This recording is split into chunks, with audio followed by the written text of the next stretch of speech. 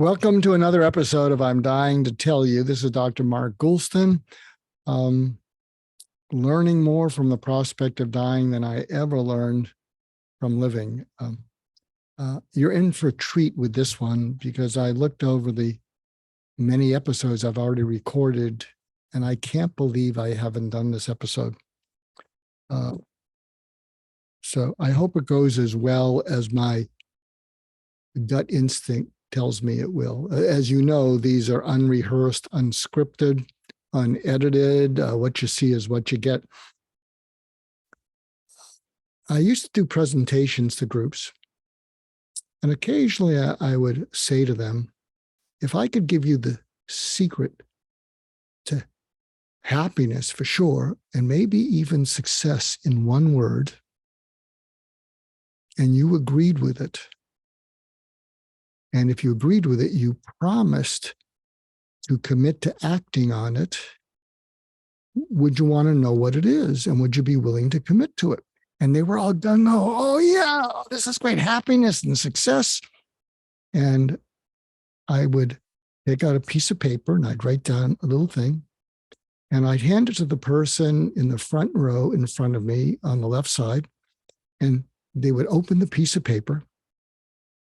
With big anticipation, they would open it up and they'd read it and they go, ooh. And then they'd give it to the person next to them and they'd do the same thing. Ooh. And they were like dominoes. And the woo means it was the secret to happiness. And they agreed with it and it hit them right in the gut. And you know what the word was? Forgiveness. And it reminds me of a quote that I learned from a friend of mine, Dr. Shani Duperon, who co-founded Project Forgive with Desmond Tutu, and was nominated for a Nobel Prize, didn't get it. And she shared this quote with me, and I collect quotes. I've got some great quotes. In fact, I probably look up some of them and do episodes on them, but this one knocked all the quotes off the table. And what she said is, forgiveness is accepting the apology you will never receive.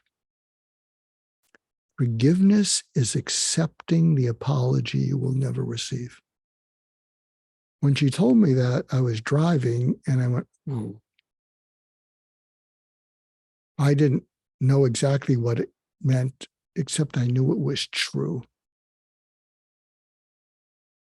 And it so took me over. I pulled over to the side of the road.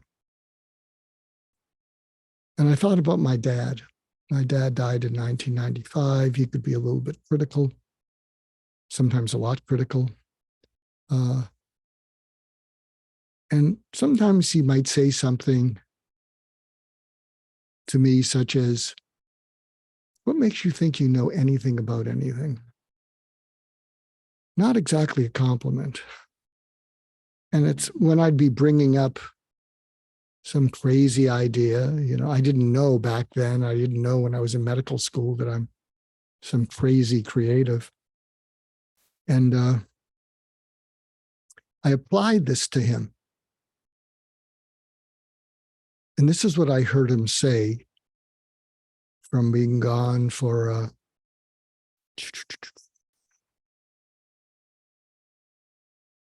28 years.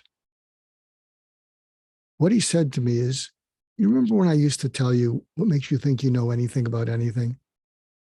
I was talking about myself. I'm good with numbers.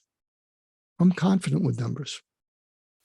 A lot of things I don't understand. Creative people drive me a little crazy because they often messed up the numbers. And when you were coming up with something that was a little bit creative, I talked down to you. I put you down. And I was actually talking about myself beyond numbers. There's a lot that I didn't know much about. And what you've been able to do with your life, Mark, what you've been able to do that's not about numbers, the lives you've touched, the lives you've saved. I don't deserve you as my son. I was wrong. I'm sorry. And I knew my father was a very good man, but, he had worries. He had worries about, could he take care of us? Could he provide for us? And I understand that, being a dad and a grandpa myself. And the apology wasn't complete because I realized he would say that to me. And I remember as I was seated in the car, I said, I owe you an apology. I held a grudge against you for that and other things. I had a chip on my shoulder, used you as an excuse. And look, I'm the psychiatrist in the family. I should have known better, but I didn't. Or I didn't want to know better. I just wanted to be angry. And I'm sorry. I'm sorry for holding that against you. And finally, I can say some things that I always wanted to say and feel, but never could. I love you, Dad. I miss you.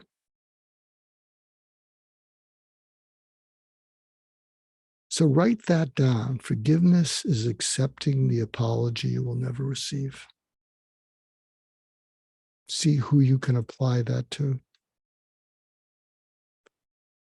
And while you're at it, you might include on the list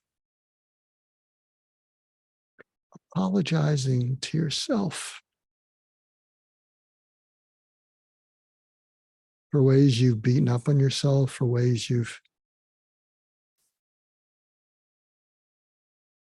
felt less about yourself. When, if you look at your background, you were doing the best you could with what you had. So I hope that helps you. I hope it liberates you. I hope you can share that with other people. I hope it'll be one of the best quotes you ever heard because of the impact it can have on you and your lives and the people around you. Till next time, take good care. I'll try and do something more upbeat. I think that was relatively upbeat, if it could make you feel better about yourself. So see you next time on I'm Dying to Tell You.